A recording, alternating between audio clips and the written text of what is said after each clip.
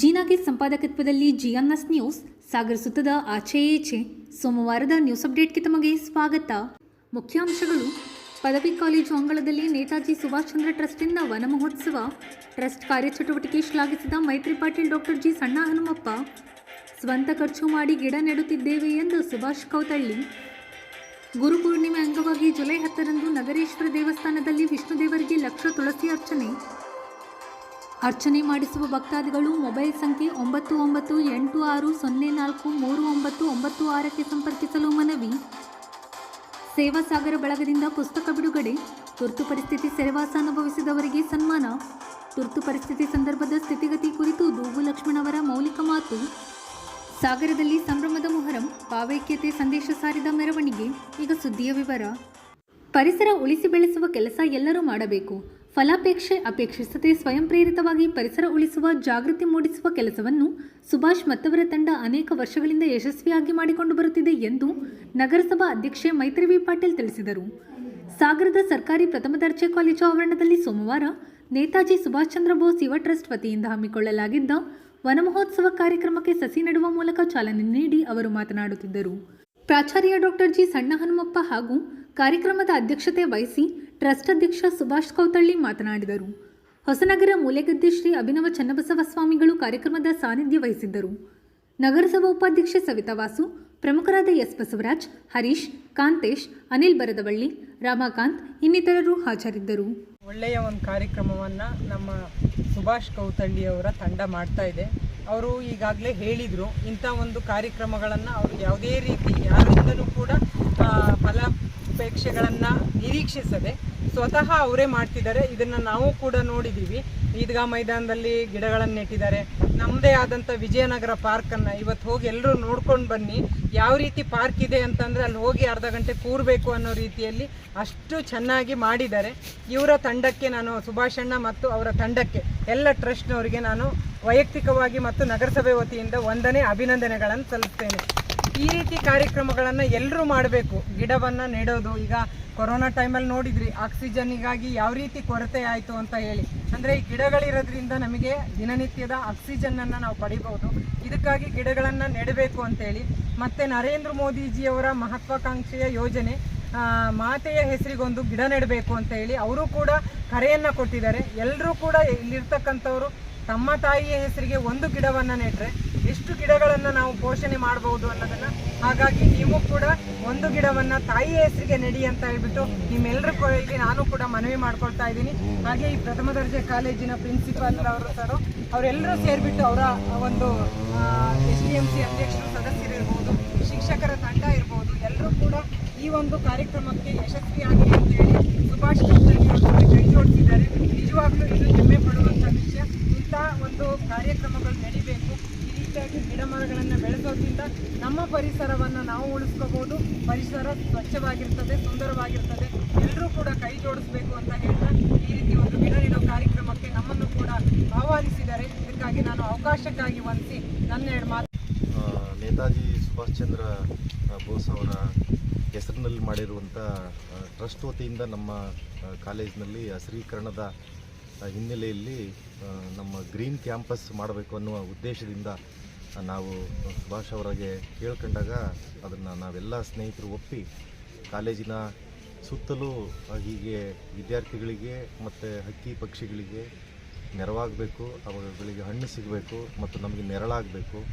ನಮ್ಮ ಆಮ್ಲಜನಕ ಇವತ್ತೇನು ಕಡಿಮೆ ಆಗ್ತಾ ಇದೆ, ಆ ಆಮ್ಲಜನಕ ಕೂಡ ನಮ್ಮ ವಿದ್ಯಾರ್ಥಿ ಸಮುದಾಯಕ್ಕೆ, ಸಾರ್ವಜನಿಕರಿಗೆ ಸಿಗಬೇಕು ಅನ್ನುವ ಹಿತದೃಷ್ಟಿಯಿಂದ ನಾವು ಹಸಿರೀಕರಣದ ಹಿನ್ನೆಲೆಯಲ್ಲಿ ಇವತ್ತು ಸುಮಾರು 40ರಿಂದ 50 ಗಿಡಗಳನ್ನು ಯಾವುದೇ ಮನವಿ ಇಲ್ಲದೇನೆ, ಯಾವುದೇ ಲಾಭ ಅಪೇಕ್ಷೆ ಇಲ್ಲದೇನೆ ಸುಭಾಷ್ ಅವರು ನಮಗೆ ಗಿಡಗಳನ್ನು ನೆಟ್ಟು ಅವುಗಳನ್ನು 2-3 ವರ್ಷಗಳ ಕಾಲ ಕಾಪಾಡಿ ನಾವು ಬೆಳೆಸ್ತೀವಿ ಅಂತ ಅನ್ನುವ ಒಂದು ಮನವಿ ಮಾಡಿದ್ರಿಂದ ನಾವು ಅದಕ್ಕೆ ಅವಕಾಶ ಮಾಡಿ ಇವತ್ತು ಈ ಕಾರ್ಯಕ್ರಮ ನೆರವೇರ್ತಾ ಇದೆ.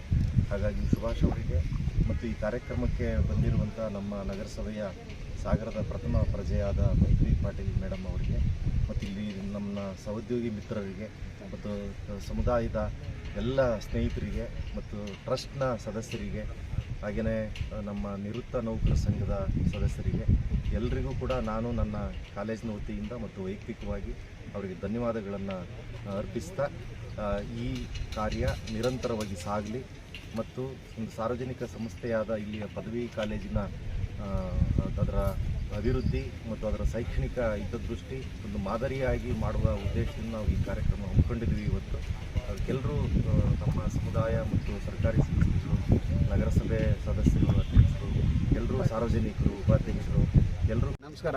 ನಾನು ಸುಭಾಷ್ ಕೌತಳ್ಳಿ ಅಂತ. ಸುಮಾರು ಒಂದು 10 ವರ್ಷದಿಂದ, ಒಂದು 10-15 ವರ್ಷದಿಂದ ಗಿಡ ನೆಡ ಕಾರ್ಯಕ್ರಮ ಮಾಡ್ತಾಯಿದ್ವಿ.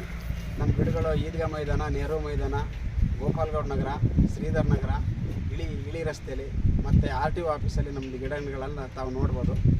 ಅದು ಗಿಡ ನೆಟ್ಟಿದ್ದಲ್ಲದೆ 3 ವರ್ಷ ಅದನ್ನು ಗಿಡವನ್ನು ಸಾಕ್ತೀವಿ. ನೀರು ಗೊಬ್ಬರ ಹಾಕಿ ಕಳೆ ತೆಗೆದು ಸಾಕ್ತೀವಿ. 3 ವರ್ಷದ ನಂತರ ಮತ್ತೆ ಆ ಟ್ರೀ ಗಾರ್ಡ್ ತೆಗೆದು ಬೇರೆ ಕಡೆ ನೆಡ್ತೀವಿ. ಪ್ರತಿ ವರ್ಷ ಗಿಡಗಳಿಗೆಲ್ಲ ಹುಟ್ಟಿದಬ್ಬ ಮಾಡ್ತೀವಿ. ಈ ವರ್ಷ ಈ ಫೀಲ್ಡಲ್ಲಿ ಒಂದು 50 ಗಿಡ ನೆಡಕ್ಕೆ ಬಂದಿದ್ದೀವಿ. ಇತ್ತು ಟ್ರೀ ಗಾರ್ಡಲ್ಲಿ ಗಿಡ ನೆಡ್ತೀವಿ. 3 ವರ್ಷ ಅದನ್ನು ಜೋಪಾನ ಮಾಡಿ ಸಾಕ್ತೀವಿ. ಇದು ನಮ್ಮ ಸಂಘದ ಉದ್ದೇಶ. ಮತ್ತು ಯಾರ ಹತ್ರನೂ ಈ ಕಾರ್ಯಕ್ರಮಗಳಿಗೆ ದುಡ್ಡು ಇಸ್ಕೊಳ್ಳೋದಿಲ್ಲ. ನಾವೇ ಒಂದು 15-20 ಜನ ಇದ್ದೀವಿ. ನಾವೇ ದಿನ 20-20 ರೂಪಾಯಿ ಹಾಕ್ಕೊಂಡು ಅದನ್ನು ಕ್ರೋಢೀಕರಿಸಿ ಗಿಡ ನೆಡ್ತೀವಿ. ಯಾವುದೇ ರೀತಿ ಹಣ ವಸೂಲಿ ಮಾಡಿಲ್ಲ. ಆಷಾಢ ಮಾಸದ ಗುರುಪೂರ್ಣಿಮೆ ಪ್ರಯುಕ್ತ ಲೋಕ ಕಲ್ಯಾಣಾರ್ಥವಾಗಿ ಆಯುರ್ವೈಶ್ಯ ಮಹಾಜನ ಸಮಿತಿ ವತಿಯಿಂದ ಶ್ರೀ ವಿಷ್ಣು ದೇವರಿಗೆ ಲಕ್ಷ ತುಳಸಿ ಅರ್ಚನೆ ಕಾರ್ಯಕ್ರಮ ಹಮ್ಮಿಕೊಳ್ಳಲಾಗಿದೆ ಎಂದು ಸಮಿತಿ ಅಧ್ಯಕ್ಷ KA ಸೂರ್ಯನಾರಾಯಣ್ ತಿಳಿಸಿದರು. ಸೋಮವಾರ ಸುದ್ದಿಗೋಷ್ಠಿಯಲ್ಲಿ ಅವರು ಮಾತನಾಡುತ್ತಿದ್ದರು. ಸಮಿತಿಯ ಕಾರ್ಯದರ್ಶಿ RS ರಾಜೇಂದ್ರ ಮಾತನಾಡಿದರು. ಗೋಷ್ಠಿಯಲ್ಲಿ ಸಂಸ್ಥೆಯ ಮಾಜಿ ಉಪಾಧ್ಯಕ್ಷ HR ಪ್ರಶಾಂತ್ ಬಾಬು ಉಪಸ್ಥಿತರಿದ್ದರು. ನಮಸ್ಕಾರ. ನಾವು ಆರ್ಯವೈಶ್ಯ ಮಹಾಜನ ಕಮಿಟಿ ಅಧ್ಯಕ್ಷರಾಗಿ ಸೂರ್ಯನಾರಾಯಣ ಅಂತ ಹೇಳ್ಬಿಟ್ಟು, ಇವರು ರಾಜೇಂದ್ರ ಅಂತ ಹೇಳ್ಬಿಟ್ಟು ಕಾರ್ಯದರ್ಶಿಗಳು, ನಮ್ಮ ಪ್ರಶಾಂತ್ ಬಾಬು ಅವರು ಮಾಜಿ ಉಪಾಧ್ಯಕ್ಷರು. ಅದು ನಮ್ಮ ಕಮಿಟಿ ವತಿಯಿಂದ ಪ್ರತಿ ವರ್ಷವೂ ಕೂಡ ಕೆಲವೊಂದು ಕಾರ್ಯಕ್ರಮಗಳನ್ನು ನಾವು ನಡೆಸ್ಕೊಂತ ಬರ್ತಾ ಇದ್ದೀವಿ. ನಮ್ಮಲ್ಲಿ ರಥೋತ್ಸವ ನಡೆಯುತ್ತದೆ ಮತ್ತು ನಲ್ಲೇಶ್ವರ ರಥೋತ್ಸವ ನಡೆಯುತ್ತದೆ. ಅಲ್ಲಿ ಅನ್ನಸಂತರ್ಪಣೆ ಕೂಡ ಇರುತ್ತದೆ ಸಾರ್ವಜನಿಕವಾಗಿ. ಹಾಗೂ ನವರಾತ್ರಿ ಕಾರ್ಯಕ್ರಮ, ರಾಮನವಮಿ, ವಾಸವಿ ಜಯಂತಿ, ಕನಿಕಾ ಪರಮೇಶ್ವರಿ ಅಗ್ನಿ ಪ್ರವೇಶ ದಿನ ಹಾಗೂ ವಿವಿಧ ಕಾರ್ಯಕ್ರಮಗಳು, ಪೂಜಾ ಪುನಸ್ಕಾರಗಳೆಲ್ಲ ನಡೆಸ್ತಾ ಇದ್ದೀವಿ. ಹಾಗೂ ಈ ವರ್ಷ ಈ ಆಷಾಢ ಮಾಸದ ವಿಶೇಷವಾಗಿ ವಿಷ್ಣು ದೇವರಿಗೆ ಗುರುಪೂರ್ಣಿಮೆ ದಿವಸ ಅಂದರೆ 10ನೇ ತಾರೀಕು ಗುರುವಾರ ದಿವಸ ಬೆಳಗ್ಗೆ 10 ಗಂಟೆಯಿಂದ 1 ಲಕ್ಷ ತುಳಸಿ ಅರ್ಚನೆ ಪೂಜಾ ಕಾರ್ಯಕ್ರಮವನ್ನು ಹಮ್ಮಿಕೊಂಡಿದ್ವಿ. ತಾವುಗಳು ಭಕ್ತಾದಿಗಳು ಸಾರ್ವಜನಿಕ ಲೋಕ ಕಲ್ಯಾಣಾರ್ಥವಾಗಿ ನಡೆಸ್ತಕ್ಕಂಥ ಕಾರ್ಯಕ್ರಮ ಇದು. ಸಾರ್ವಜನಿಕರು ಭಕ್ತಾದಿಗಳು ಅತಿ ಹೆಚ್ಚಿನ ಸಂಖ್ಯೆಯಲ್ಲಿ ಬಂದು ಪೂಜಾ ಕಾರ್ಯಕ್ರಮಗಳಲ್ಲಿ ಭಾಗವಹಿಸಬೇಕು ಅಂತೇಳಿ ಎಲ್ಲರಿಗೂ ನಮಸ್ಕಾರ. ಎಲ್ಲರಿಗೂ ತಿಳಿದಿರುವಂತೆ SPM ರಸ್ತೆಯಲ್ಲಿ ಶ್ರೀ ನಗರೇಶ್ವರ ದೇವಸ್ಥಾನ ಇದೆ. ಇದು ತುಂಬಾ ಪುರಾತನವಾದ ದೇವಸ್ಥಾನ. ಈ ಒಂದು ನಮ್ಮ ದೇವಸ್ಥಾನದಲ್ಲಿ ಪ್ರತಿ ವರ್ಷವೂ ಸಹ ಶ್ರೀ ನಗರೇಶ್ವರ ರಥೋತ್ಸವ ಹಾಗೂ ಸಾರ್ವಜನಿಕ ಅನ್ನಸಂತರ್ಪಣೆ, ನವರಾತ್ರಿಯಲ್ಲಿ ನವರಾತ್ರಿ ಉತ್ಸವ, ರಾಮನವಮಿಯಲ್ಲಿ ಸುಮಾರು 9 ದಿನಗಳ ಕಾಲ ನಾವು ರಾಮನವಮಿಯನ್ನು ಆಚರಿಸ್ತಾ ಬಂದಿದ್ದೀವಿ. ಹಾಗೂ ವಾಸವಿ ಅಗ್ನಿ ಪ್ರವೇಶ ಈ ದಿನವನ್ನು ಸಹ ನಾವು ನಡೆಸ್ಕೊಂಡು ಬಂದಿದ್ದೀವಿ. ಹಾಗೂ ಪ್ರತಿ ವರ್ಷ ನಾವು ಕಣ್ಣಿನ ತಪಾಸಣೆ ಹಾಗೂ ರಕ್ತದಾನ ಶಿಬಿರಗಳನ್ನು ಸಹ ಸಾರ್ವಜನಿಕವಾಗಿ ಹಮ್ಮಿಕೊಂಡಿರ್ತೀವಿ. ಈ ವರ್ಷ ನಾವು ನಮ್ಮ ಈ ಒಂದು ಆಷಾಢ ಮಾಸದ ಪ್ರಯುಕ್ತ ಗುರುಪೂರ್ಣಿಮಾ ದಿನ ಅಂದರೆ ನಾಳೆ ಬರುವ 10ನೇ ತಾರೀಕು ಗುರುವಾರ ಬೆಳಿಗ್ಗೆ 10 ಗಂಟೆಗೆ ಶ್ರೀ ನಗರೇಶ್ವರ ದೇವಸ್ಥಾನದಲ್ಲಿ ಲಕ್ಷ ತುಳಸಿ ಅರ್ಚನೆಯನ್ನು ಹಮ್ಮಿಕೊಂಡಿದ್ದೀವಿ.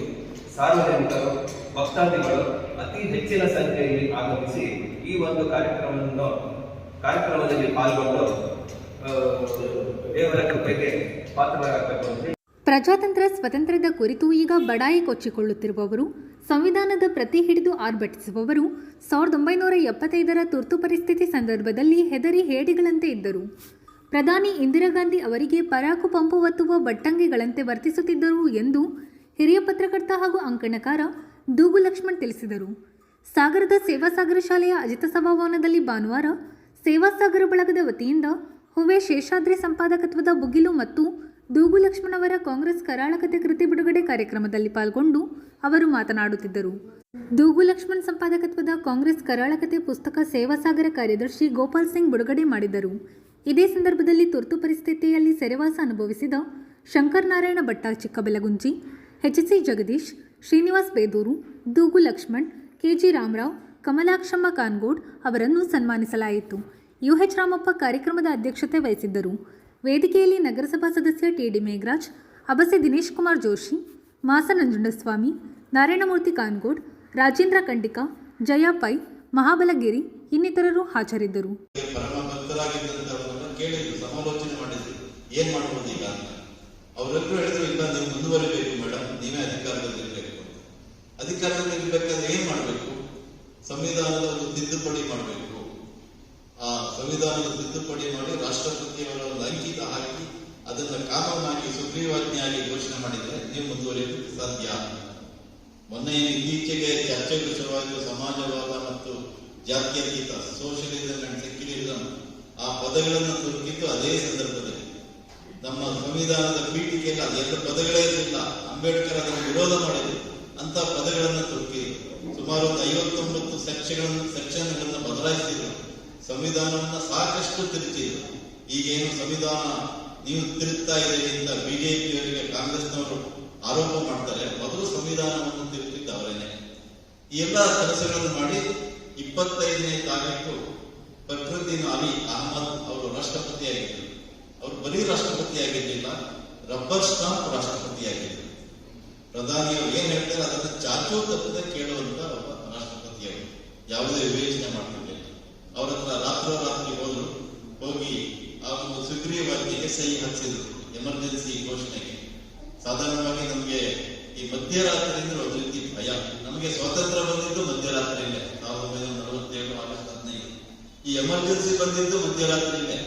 ಅದೇನು ಮಧ್ಯರಾತ್ರಿಯ ಒಂದು ಕಾಯಿಲೆ ಈ ದೇಶಕ್ಕೆ ಅಂಟಿದೆಯೋ ಗೊತ್ತಿಲ್ಲ, ಒಂದು ರೋಗ ಇರ್ಬೋದು, ಎಲ್ಲರದು ಮಧ್ಯರಾತ್ರಿ.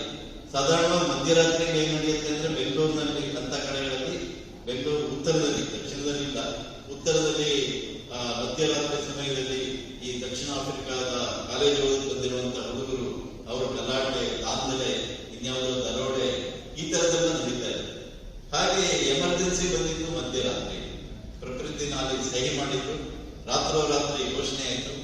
ಮರುದಿವಸ ಬೆಳಗಾಗುತ್ತೊತ್ತಿಗೆ ಅನೇಕ ವಿರೋಧ ಪಕ್ಷದ ಹಿರಿಯ ನಾಯಕರು, ಜಯಪ್ರಕಾಶ್ ನಾರಾಯಣ್ ಅವರಂತ ವಯೋವೃದ್ಧ ನಾಯಕರು, ಮೊರಾರ್ಜಿ ದೇಸಾಯಿ ಅಂತವರು, ಹಾಗೆಯೇ ಬೆಂಗಳೂರಿನ ಒಂದು ಪಾರ್ಲಿಮೆಂಟ್ ನಿಯೋಗದ ಒಂದು ಸದಸ್ಯರಾಗಿ ಬಂದಂತ ಈ ಮೀಟಿಂಗಿಗೆ ಅಂತ ಬಂದಂತ ಅಟಲ್ ಬಿಹಾರಿ ವಾಜಪೇಯಿ, ಎಲ್.ಕೆ. ಅಡ್ವಾಣಿ, ಮಧು ದಂಡವತೆ, ಶ್ಯಾಮಾನಂದ ಮಿಶ್ರಾ ಇವ್ರನ್ನೆಲ್ಲ ಅರೆಸ್ಟ್ ಮಾಡಿದ್ರು ರಾತ್ರೋರಾತ್ರಿ. ಮತ್ತು ಪತ್ರಿಕೆಗಳಿಗೆ ಸೆನ್ಸಾರ್ಶಿಪ್ ಹಾಕಿದ್ರು. ಪತ್ರಿಕೆಯಲ್ಲಿ ಏನನ್ನೂ ಬರೆಯುವಾಗಿಲ್ಲ ಸರ್ಕಾರದ ವಿರುದ್ಧ ಅನ್ನುವಂತ ಒಂದು ಘೋಷಣೆ. ಇದನ್ನ ಪ್ರತಿಭಟನೆ ಮಾಡಿ ಅನೇಕ ಪ್ರಮುಖ ಪತ್ರಿಕೆಗಳು 26ನೇ ತಾರೀಕು ಜೂನ್ 26ರ ಮರುದಿವಸದ ತಮ್ಮ ಎಡಿಟೋರಿಯಲ್ ಕಾಲಮ್ ಅನ್ನ ಖಾಲಿಗಿಟ್ಟು, ಕೆಲವರು ಅದಕ್ಕೆ ಬ್ಲ್ಯಾಕ್ ಇದನ್ನ ಹಾಕಿದ್ರು, ಕಪ್ಪು, ಅಂದ್ರೆ ನಾವು ಇದಕ್ಕೆ ಪ್ರತಿಭಟನೆ ಮಾಡ್ತೀವಿ ಅಂತ. ಹೀಗೆ ಇದ್ದಕ್ಕಿದ್ದಂತೆ ಇಡೀ ದೇಶದಲ್ಲಿ ಈ ಒಂದು ಎಮರ್ಜೆನ್ಸಿ. ಆಗ ಟಿವಿ ಇರಲಿಲ್ಲ, ಯಾವುದೇ ನ್ಯೂಸ್ ಚಾನೆಲ್ಗಳಿರಲಿಲ್ಲ.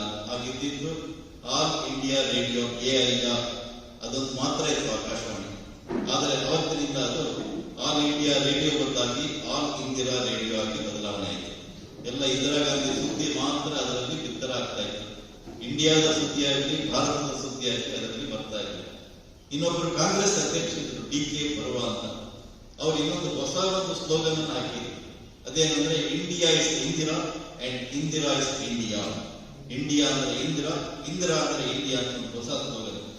ಹೀಗೆ ಇಡೀ ದೇಶದಲ್ಲಿ ಒಂದು ರೀತಿಯ ಗಾಬರಿ, ಆತಂಕದ ವಾತಾವರಣ. ಎಲ್ಲ ಕಡೆ ಮೌನ ನೆಲೆಸಿತ್ತು. ಏನಪ್ಪ ಇದು ಹೀಗೆಲ್ಲ ಆಯಿತು ಅಂತ ಜನ ಯೋಚನೆ ಮಾಡಕ್ಕೆ ಶುರು ಮಾಡಿದ್ರು. ಆದರೆ ಆ ಮೌನ ಸ್ಮಶಾನದ ಮೌನ ಆಗಿರಲಿಲ್ಲ. ಜನ ಯೋಚನೆ ಮಾಡಿದ್ರು, ಇದರ ವಿರುದ್ಧ ಏನಾದರೂ ಮಾಡಬೇಕು. ಎಲ್ಲ ಪಕ್ಷಗಳ ಮುಖಂಡರನ್ನ ಒಳಗೆ ಹಾಕಿದ್ರು. ಜೊತೆಗೆ ರಾಷ್ಟ್ರೀಯ ಸ್ವಯಂ ಸೇವಕ ಸಂಘದ ಮೇಲೆ ಮೊಹರಂ ಅಂಗವಾಗಿ ಅಲಾಯಿ ದೇವರ ಪಂಜಾಗಳ ಸಾಮೂಹಿಕ ಮೆರವಣಿಗೆ ಭಾನುವಾರ ನಗರದ ಪ್ರಮುಖ ಬೀದಿಗಳಲ್ಲಿ ನಡೆಯಿತು. ಭಾವೈಕ್ಯ ಸಾರುವ ಈ ಮೆರವಣಿಗೆಯಲ್ಲಿ 5,000ಕ್ಕೂ ಹೆಚ್ಚಿನ ಭಕ್ತಾದಿಗಳು ಪಾಲ್ಗೊಂಡಿದ್ದರು. BH ರಸ್ತೆಯ ಅಶೋಕಾನ್, ಯಲಗಳಲೆ ದರ್ಗಾ, ರಾಮನಗರ, SN ನಗರ, ಬೆಳಲಮಕ್ಕಿ ಮಸೀದಿಗಳಿಂದ 80ಕ್ಕೂ ಹೆಚ್ಚು ಪಂಜಾ, ಡೋಲಿಗಳು ಮೆರವಣಿಗೆಯಲ್ಲಿ ಪಾಲ್ಗೊಂಡಿದ್ದವು. DYSP ಗೋಪಾಲಕೃಷ್ಣ ಟಿ ನಾಯ್ಕ ಅವರ ಮಾರ್ಗದರ್ಶನದಲ್ಲಿ ಪೇಟೆ ಠಾಣೆ ವೃತ್ತ ನಿರೀಕ್ಷಕ ಪುಲ್ಲಯ್ಯ ರಾಥೋಡ್ ಬಿಗಿ ಬಂದೋಬಸ್ತ್ ನೀಡಿದ್ದರು. ಇದು ಸೋಮವಾರದ ಸಮಗ್ರ ಸುದ್ದಿ. ನಿರಂತರ ಸುದ್ದಿಗಾಗಿ ನೋಡ್ತಾ ಇರಿ GNS ನ್ಯೂಸ್. ನಮಸ್ಕಾರ.